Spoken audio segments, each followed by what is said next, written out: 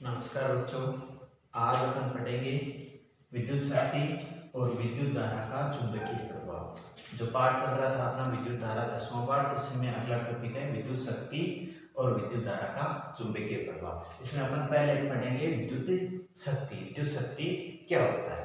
तो आपको एक तो इसकी पूछी जाती है परिभाषा विद्युत शक्ति की, एक इसका पूछ लिया जाता है मात्रक, एक इसका सूत्र और एक पूछ लिया जाता है इससे संबंधित आंकिक क्वेश्चन।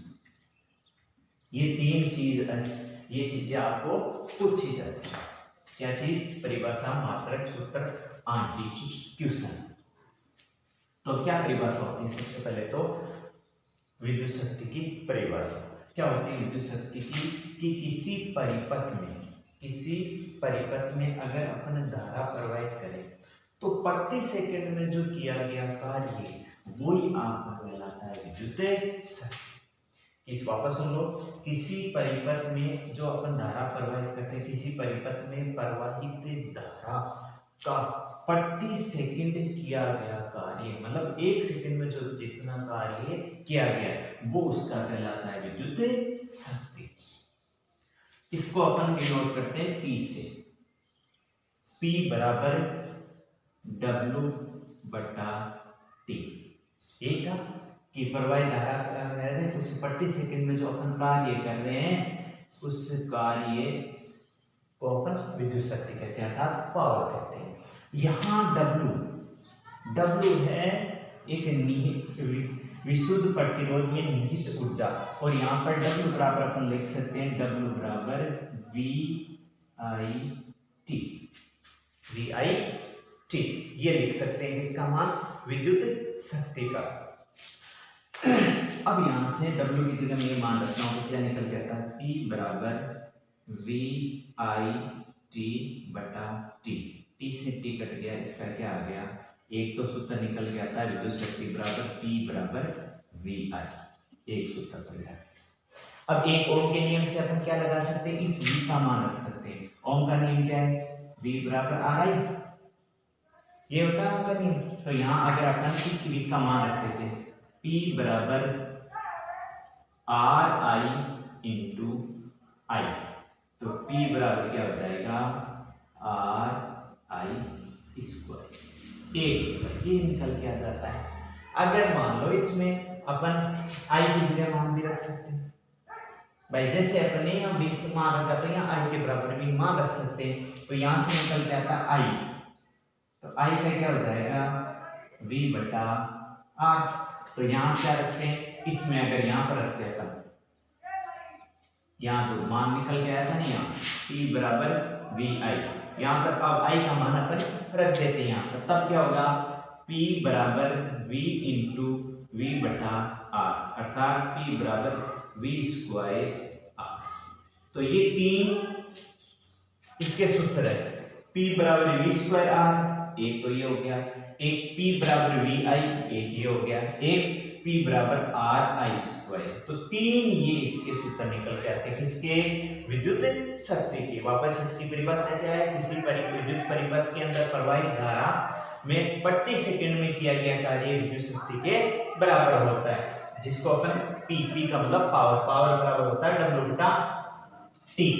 तो अपन P ये विशुद्ध प्रतिरोध में निहित ऊर्जा है, जिसको अपन किसके बराबर से W बराबर VIT। तो यहां से मैंने इसकी W का मान रख दिया, T से T कट गया तो इसका एक तो सूत्र निकल गया P बराबर VI।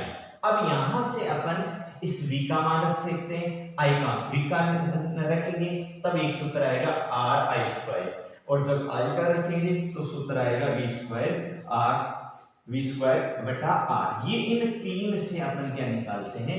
आंकिक क्वेश्चन निकालते हैं, मतलब इनसे रिलेटेड आंकिक क्वेश्चन आते हैं, वो मैं आपको बता रहा हूं।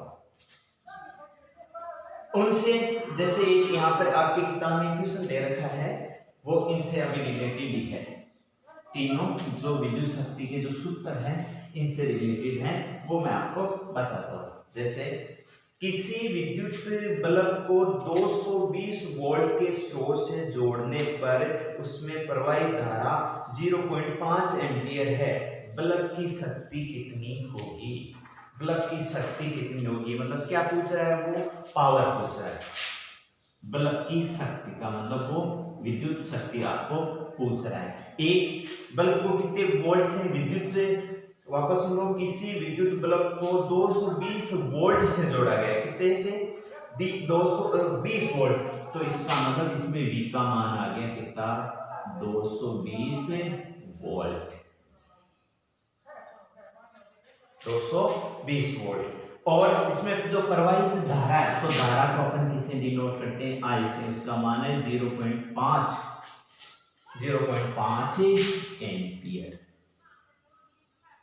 एम्पियर। तो वो कह रहा है, क्या कह रहा है कि बल्ब की शक्ति ज्ञात करो, मतलब उस विद्युत शक्ति है वो ज्ञात करो। चलो अपन निकालते हैं। अपने पास तीन सूत्र आए थे, P बराबर VI, एक सूत्र तो ये निकल गया था। A क्या है था? P बराबर RI स्क्वायर। एक सूत्र निकल गया था P बराबर V स्क्वायर R। अब इस क्वेश्चन पर डिनोट करो। इस क्वेश्चन में क्या आ रहा है? एक तो V का मान आ रहा है और एक I का मान आ रहा है। पूछ रहा है किसका है? P का। तो यहाँ देखो V यहाँ है, यहाँ है, तो इसका मतलब इन दोनों में से एक सूत्र लगेगा, या तो पहले में या तीसरे वाले में से एक लगेगा। फिर इसमें I है, तो I देखो तीसरे में नहीं, कौन से में? पहले में। इसका मतलब ये सूत्र इस पे लगेगा। अब अपन क्या करेंगे कि विद्युत शक्ति P बराबर VI। P बराबर क्या हो जाएगा? VI। यहाँ से अपन P बराबर, P का मान कितना है? 220 वोल्ट इंटू I का मान कितना है? 0.5 एम्पियर। अब इन दोनों को आप क्या कर दो? गुणा कर दो। तो गुणा करेंगे तो क्या आ जाएगा? P बराबर कितना आ जाएगा आपके? इसको आप जब गुणा कराओगे तो 220 0.5 0 ये हो गया 11 और 10 और 11 इंटू, और ये चीज यहाँ पर होगी, तो ये आपके हो जाएगा एक क्या, तो इसका हो जाएगा 110 वाट। जो विद्युत शक्ति है आपकी, उसका जो मात्रक होता है वो क्या होता है? वाट होता है। ध्यान रखना, विभवांतर का क्या होता है? वोल्ट होता है, जबकि विद्युत शक्ति का मात्रक क्या होता है? वाट होता है। तो इसमें अपन क्या कहेंगे कि उस जो बल्ब है, उस बल्ब की शक्ति कितनी होगी? P बराबर कितना होगा? 110 वोल्ट का वो बल्ब होगा। इस प्रकार से आपके न्यूमेरिकल आ सकता है। अगर मान लो यहाँ पर तो I, V और I आया, अगर मान लो अगर यहाँ पर V की जगह R आ जाता, भाई 20 ओम होता,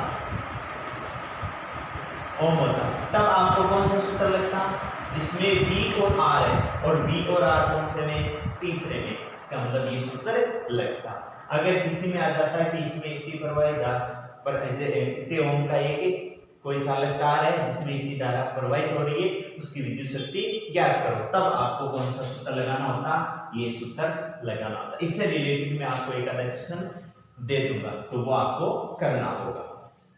तो ये तो थी विद्युत शक्ति। इसके आगे अपन बढ़ते हैं विद्युत धारा का चुंबकीय प्रभाव। विद्युत धारा का चुंबकीय प्रभाव। विद्युत धारा का चुंबकीय प्रभाव। अब विद्युत धारा का चुंबकीय प्रभाव आते ही आपको एक यहाँ पर वैज्ञानिक का नाम याद आना चाहिए, ओरस्टेड नामक एक वैज्ञानिक था। इसने सबसे पहले चुंबकीय प्रभाव को बताया। क्या बताया? विद्युत धारा का चुंबकीय प्रभाव। तो सबसे पहले तो आपको क्या लिखना है इसके अंदर की विद्युत धारा के चुंबकीय प्रभाव? ओरस्टेड नामक एक वैज्ञानिक था जिसने सबसे पहले क्या चीज बताई? उन्होंने देखो इस प्रकार से एक परिपथ बनाया।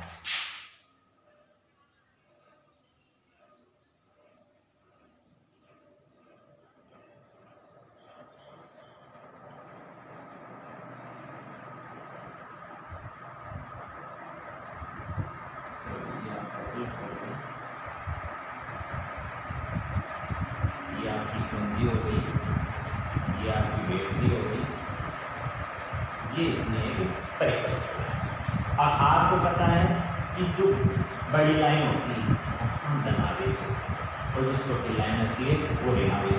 ये आपकी कुंजी को दर्शाता है। यहाँ पर बल्ब लगा हुआ है और ये आपका धारा नियंत्रक है, धारा नियंत्रक। ठीक है, यहाँ उन्होंने एक कंपास को दिशा सूचक यंत्र, कंपास को जो स्वतंत्रता पूर्वक कहाँ से किधर से किधर की ओर रहता है, दक्षिण से उत्तर, दक्षिण से उत्तर की ओर, दक्षिण और उत्तर में जैसे भी वो चुंबक को स्वतंत्रता पूर्वक आप छोड़ते हैं तो कौन सी दिशा में वो चलती है, उत्तर दक्षिण दिशा में चलती है, वही कंपास। तो यहाँ कंपास बोल सकते हैं या उसको दिशा सूचक यंत्र बोल सकते हैं। तो उसको जैसे मान लो ये आपका दिशा सूचक यंत्र, ठीक है, इन्होंने यहाँ पर छोड़ा। अभी इसमें देखो मैंने यहाँ पर अभी परिपथ कंप्लीट नहीं हुआ, मतलब अपना जो परिपथ है पूर्ण नहीं हुआ, इसको अपन पूर्ण करेंगे। तो मैंने जैसे इसमें कुंजी को चालू किया, चालू करते इसमें विद्युत धारा प्रवाहित होने लगी। तो विद्युत धारा प्रवाहित होने लगी तो अपन जानते हैं कि विद्युत धारा हमेशा धनावेश से निकलकर ऋणावेश की तरफ आती है, इस प्रकार से। अब वो कैसे पता चला, जब ओरस्टेड ने ये परिपथ लगाकर उन्होंने बताया कि जब किसी विद्युत परिपथ में धारा प्रवाहित कराई जाती है तो उसके समीप रखा कंपास में विक्षेप उत्पन्न होता है। अर्थात ये जो कंपास था यहाँ से इधर की तरफ ऐसे होता है। ओरस्टेड ने ये चीज बताई कि कंपास में विक्षेप आया। विक्षेप आने के कारण उन्होंने कहा क्या था कि जब किसी परिपथ के अंदर विद्युत धारा उत्पन्न कराई जाती है तो उसके चारों ओर एक क्षेत्र उत्पन्न होता है और जिस क्षेत्र को उसने नाम दिया चुंबकीय क्षेत्र। तो इस प्रकार से जब जैसे ओरस्टेड ने इस विद्युत परिपथ को कंप्लीट करके इसमें विद्युत धारा प्रवाहित की तो इस प्रकार से इसमें विक्षेप उत्पन्न हुआ। तो उन्होंने कहा कि इस कंपास में विक्षेप है, इसका मतलब इसके चारों ओर एक क्षेत्र उत्पन्न हो रहा है जिसको अपन क्या कहते हैं, चुंबकीय क्षेत्र कहते हैं। फिर उन्होंने क्या किया, इस कंपास को तो ऐसे रख दिया और इसमें कुंजी को उठा दिया तो इसमें विद्युत धारा बंद हो गई, तो ये अपनी वापस उत्तर दक्षिण दिशा के अंदर आ जाएगा। फिर इन्होंने क्या किया, इस जो बैटरी थी इस बैटरी को डायरेक्शन चेंज कर दिया, मतलब इधर तो माइनस हो गई, इधर प्लस। तब अपन जानते हैं कि विद्युत धारा की दिशा किधर से किधर हो गई, ऐसे हो गई, ऐसे हो गई विद्युत धारा की दिशा। जैसे इन्होंने ओरस्टेड नामक वैज्ञानिक ने कुंजी लगाई, कुंजी लगाते इसके अंदर जो पहले इधर विक्षेप था इसके अब की बार क्या आ गया, विपरीत दिशा में विक्षेप आ गया। तब उन्होंने क्या कहा कि यदि किसी विद्युत परिपथ में धारा प्रवाहित की जाती है तो उसके चारों ओर एक चुंबकीय क्षेत्र उत्पन्न होता है। यदि उसमें विद्युत धारा की दिशा को अगर अपन बदल दे जाए, पहले की तुलना में अगर विपरीत कर दी जाए तो दिशा सूचक यंत्र या कंपास में जो विक्षेप आएगा वो विक्षेप भी पहले की तुलना में क्या आ जाएगा, विपरीत आ जाएगा, जो ये दर्शाता है कि पहले वाले में और इसमें विद्युत धारा की जो दिशा है वो बदली गई है। तो इन्होंने एक चीज तो क्या दर्शा दिया कि अगर किसी किसी परिपथ में विद्युत धारा प्रवाहित कराई जाती है तो उसके चारों ओर एक क्षेत्र उत्पन्न होता है जिसके अपन क्या कहते हैं, चुंबकीय क्षेत्र कहते हैं। फिर उन्होंने क्या कहा दूसरे परिपथ में कि उन्होंने पहले परिपथ के अंदर विद्युत धारा प्रवाहित की, दूसरे के अंदर जैसे विद्युत धारा प्रवाहित करी तो कंपास में विक्षेप आया। उसके बाद उन्होंने क्या कहा कि जैसे उसने विद्युत धारा के अंदर जो लगी बैटरी की तो डायरेक्शन चेंज की, दिशा चेंज की, कि मतलब जहाँ प्लस था वहाँ माइनस लगा दिया और माइनस की जगह प्लस लगा दिया। तो फिर उसमें जैसे विद्युत धारा प्रवाहित करवाई तब क्या हुआ, जैसे प्रवाहित कराई तो कंपास पहले की तुलना में विपरीत दिशा में विक्षेपित हुआ। अर्थात जो कंपास है वो अलग दूसरी दिशा में विक्षेपित हुआ। तो वो ये चीज दर्शा सकता है कि जो जैसे चुंबकीय क्षेत्र पहले था उसकी अब की बार दिशा क्या हो गई, बदल गई। जिससे अपन एक चीज तो लगा सकते हैं, विद्युत धारा होती है इसकी दिशा का पता लगा सकते हैं, दिशा का पता लगा सकते हैं कि भाई धारा किधर से किधर बह रही है, लगा सकते हैं। कौन से, किसके, ओरस्टेड नामक नियम से एक चुंबकीय क्षेत्र दर्शा रहा है। इसी को उन्होंने दिया था विद्युत धारा का चुंबकीय प्रभाव। ओरस्टेड नामक वैज्ञानिक ने विद्युत धारा का चुंबकीय प्रभाव दिया था। उन्होंने ये दर्शाया था कि एक विद्युत परिपथ बनाया, विद्युत परिपथ बनाने के बाद उसके पास एक कंपास रखा। जब इसमें विद्युत धारा प्रवाहित नहीं कराएगी तो ये कंपास में किसी प्रकार का कोई विक्षेप उत्पन्न नहीं हुआ, और जैसे इसमें विद्युत धारा प्रवाहित कराई जाए तो कंपास विक्षेपित हुआ या दिशा सूचक विक्षेपित हुआ, जो ये दर्शाता है कि जैसे किसी विद्युत परिपथ में धारा प्रवाहित कराई जाती है तो उसके चारों ओर एक चुंबकीय क्षेत्र उत्पन्न होता है, जिसे विद्युत चुंबकीय क्षेत्र कहते हैं। फिर उन्होंने क्या किया, उसकी दिशा बदल दी, विद्युत धारा की दिशा बदल दी, तो कंपास के अंदर जो विक्षेप आया वो पहले की तुलना में विपरीत दिशा में आया, जिसे अपन जो विक्षेप दूसरी दिशा में विक्षेप उत्पन्न हुआ, जिसके कारण अपन इसकी विद्युत धारा की दिशा का ज्ञान कर सकते हैं। विद्युत धारा की बात आपकी कौन सी दिशा में बह रही है, ये उससे चुंबकीय क्षेत्र कितना प्रबल है या दुर्बल है, वो अपन याद कर सकते हैं। वो कैसे याद किया है मैंने कि ओरस्टेड ने क्या किया कि विद्युत धारा तो प्रवाहित हो रही है, लेकिन जो कंपास है, इस कंपास को इन्होंने क्या किया कि यहाँ से उठाकर थोड़ा नीचे लाए। जैसे नीचे लाए, जैसे मान लो यहाँ पर ले आए, तो इसके अंदर जो यहाँ विक्षेप था इसमें थोड़ा कम विक्षेप है, पहले तुलना में यहाँ पर कम विक्षेप आए। फिर और दूर लेके गए तो यहाँ पर कोई विक्षेप इसमें उत्पन्न नहीं हुआ, मतलब स्वतंत्रता को उत्तर दक्षिण दिशा में ठहर गए।